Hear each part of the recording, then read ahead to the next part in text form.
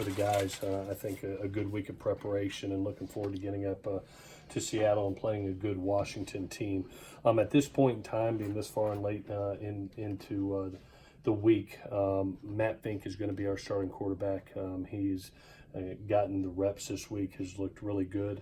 Keaton is not cleared for this game, and at this point in time, we're going to rule him out, and looking forward to watching Matt going and competing again. He's very excited about the opportunity as well as our team, and we know he's going to do a great job.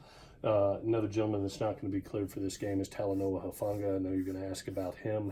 He will not play in this game. Chase Williams will start in his place, and has been playing good ball when he's been getting his opportunity. Has practiced well this week in that position, and know will do a great job. And Elijah Griffin will not play in this game this week. He's got the back. He is trying as hard as he can, but it needs a little bit more time, and I'm not confident in it. He's not confident in it, so we're going to hold him. We do have Isaac Taylor-Stewart cleared for the game and ready to go, so he will take his place. So you'll have ITS and you'll have Chris on the other side. If there's anybody else I'm forgetting, just ask me.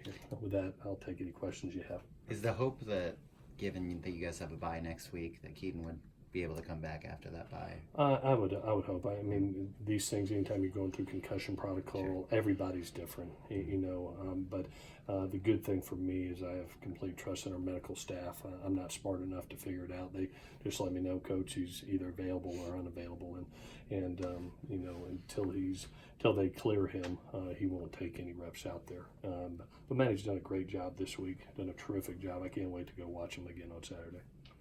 You didn't have a lot of hopes that he was going to get cleared, did you? I mean, going into this week's practice.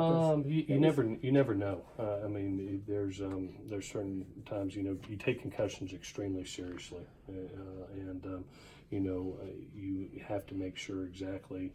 You leave it to the doctors and their knowledge and how the kid's feeling, and we've done a great job around here for several years with it, and so. Anytime that you see, somebody hit the back of their head like Keenan did, it's going to take some time. But Matt handled it extremely well and did a great job in practice this week, getting the reps and handling that number of reps, and I think it pushed him forward to be even more ready for this week. Given how active Washington can be in its defensive secondary, isn't it important to get the run game going early against the Huskies? Yeah, it's definitely. We've talked about that all week, that this is a game where we hope we have balance in this game, take a little pressure off of Matt, and again, take what the defense gives you. The greatest thing that happened to us last week is to show if you do load the box and play man, we can still throw the ball and be very effective throwing it. And you saw those plays. There was a reason that we averaged 7.1 a play last week, and it was because of the home run ball. And if you're going to continue to play man coverage, we'll continue to take our shots and have no fear in it. And so I think that's probably the best thing that happened, that will give us hopefully some advantage boxes, fewer numbers in the box, and allow us to marry up the run with the pass. Has time of possession been a concern for you at all? Not as long as we're scoring points. It's a lot worse if you're getting 3 and outs. When you're getting 3-4 plays and 7 points, that I'm not worried about that. That happens. It's the nature of this offense sometimes. But when you're hitting those big plays and all of a sudden, it's shorter numbered drives, but you're creating points, I'm not worried. Looking at third and 3 and outs, I think you guys are like last in the country in producing 3 and outs. I think 5 in the 4 games. Mm-hmm. What has to happen to get the other team off the field? And then you got to go back and you got to say, how good's the red zone defense? Red zone and sacks. I'd much rather, at the end of the day, the aim of this game, I think, is to score more points than the other team.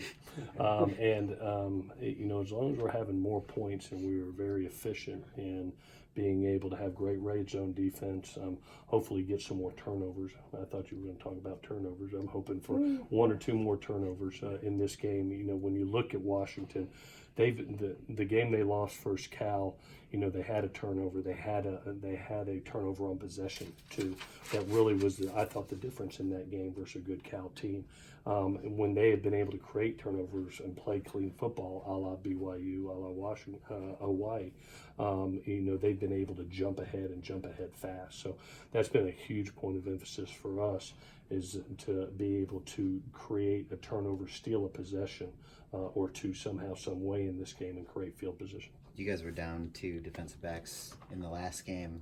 Now you are again. Did the way the secondary performed in that second half last week give you maybe more confidence that depth can handle things? Yeah, one of the great things that is happening is a lot of young players are getting their opportunity to show up and to play. You're going to see a Max Williams in this game. You're going to see a Chase Williams in this game playing, an ITS and a Chris Steele. There's going to be some freshmen out there, doing their thing, and it's going to help them grow. It's going to help them get better. And man, what a bright future! For that defense. We needed that type of secondary, and all of them are young. I mean, all of them are freshmen and sophomore. They're talented kids, and they're growing together, and they're playing hard for each other. And, when one goes down, the other one goes in, and he's producing just as much. And so it's a great thing to see. Have they made mistakes? Yeah, they've made some. But they're growing from it, and they're learning from it. It's a good thing to see. Where do you see them grow? I think really in their man coverage skills. We've had some man opportunities, some one-on-one opportunities where I think they've shown up and against some big targets. They bounced. I think about that Stanford game and OG having to go against Parkinson some and being able to do that. I saw Chris Steele really grow last week. I mean, he gets 80-plus plays in that game and really not a lot of targets to his side. I thought he did a tremendous job in coverage. So those guys are really, I think, growing in their man coverage skills the most. With all the young guys, are you going to show them the 2016 film from up there? I already did. You already did. I know. I already did that.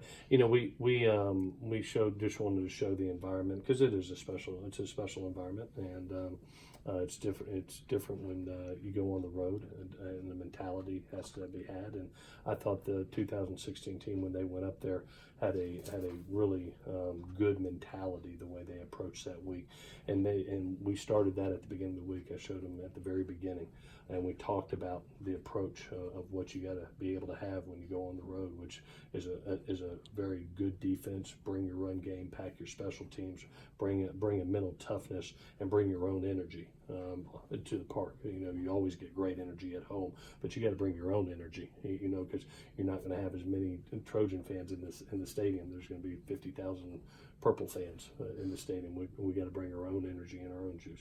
What is that? What is that image of this team? What do you want to see that image to be of this young team? I would love to go up there and be able to do just what I said. I hope we play a great day defensively. I hope you see our run game, if given the opportunity with an advantageous box, be able to run the ball better than we did last game. I want our special teams to be special in this game. I think that's the way you can create separation. I hope I look up and see a mentally tough team that walks in, and they've already shown that on a couple occasions already this year, and losing their quarterback and being behind and having to fight back for a win.